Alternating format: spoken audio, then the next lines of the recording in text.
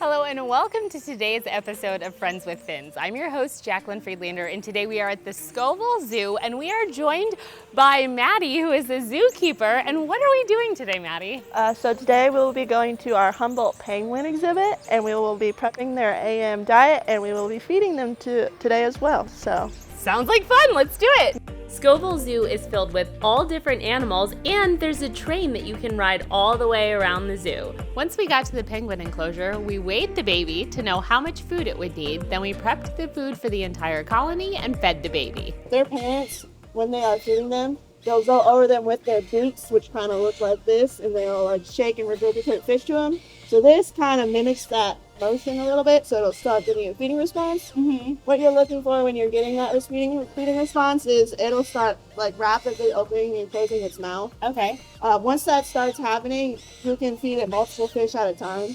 It's almost like a paper shredder. So I'm gonna go ahead and transition it over to you, kind of get it like up in that little corner of your... In the nook? Yep. Here we go. Yep. And then we'll grab you some fish. Hi. I've never fed a penguin before. So then, dominant hand, kind of a fish facing away from you. Okay. And then like this. And then over its mouth, like that. Ooh, I dropped one. There you go. I'm not. There it goes. It takes some practice, but it figures it out. Oops. Okay. And it stopped. I think it's ready. So then you give it a little break because it ate a little bit there. Should I check its stomach? You can check its stomach. Still feel like if it's a little squishy or not. Still has a little squishy. Yeah. You still hungry? Yeah. All right. You can tell that it's about to molt. You can kind of see these like little flaky stuff. It's on your shirt too. Yeah. That's when you know they're probably about to start molting. They also kind of like shake a lot more because they just feel uncomfortable because they're having feathers literally grow in behind this fuzz that you see right here. Right. Those feathers will end up being waterproof. These are not. Oh, that makes sense. So can they swim or no? No, they cannot swim until they get their juvenile plumage, which that one has behind us. Right. Because it is not waterproof, they would just kind of get real heavy and they wouldn't be able to swim. Yeah, that makes sense. They stay on land until they get those juvenile feathers. Once we finished feeding the baby, we headed outside to feed the rest of the colony. When I think of penguins, I generally think of colder climates. So how are these penguins able to live in central Illinois? So there's actually quite a few different warm weather penguin species. These guys are actually South American Humboldt penguins. They live off the coasts of Chile and Peru. They are used to these warm weather climates that we have in Illinois. However, it does get humid here. I know we've had a couple 110 heat index kind of days here.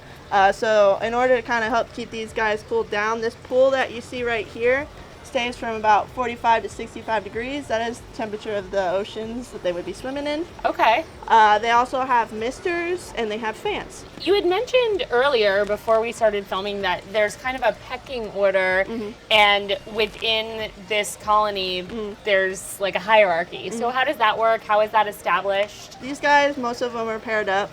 And some of the pairs are more dominant than the other. They get like the best space. They fight over the best territory when we have nest boxes. And now I've heard that a lot of penguins are monogamous and will mate with the same penguin over and over and over. Is that the same with Humboldt penguins? In the wild, yes, most of the time they are gonna mate for life. Under human care, some facilities have same-sex pairs. Some facilities have maybe a mate passes away and then a mate from another pair might actually go to that penguin. Maybe they see it as a better fit than the mate they currently have. Sure. There are some studies on why they do what they do, but it's definitely a little different than it is in the wild. Now, are all penguins flightless? Because I know they're sort of famous for being flightless birds. Yes, these guys are all flightless because they have denser bones than most birds do, so they aren't light enough to be able to fly.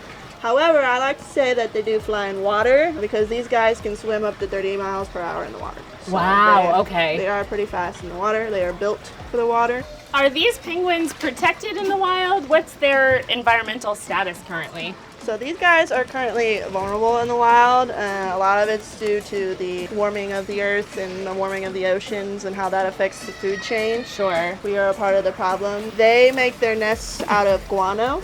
which is essentially the scientific term for their feces. Okay.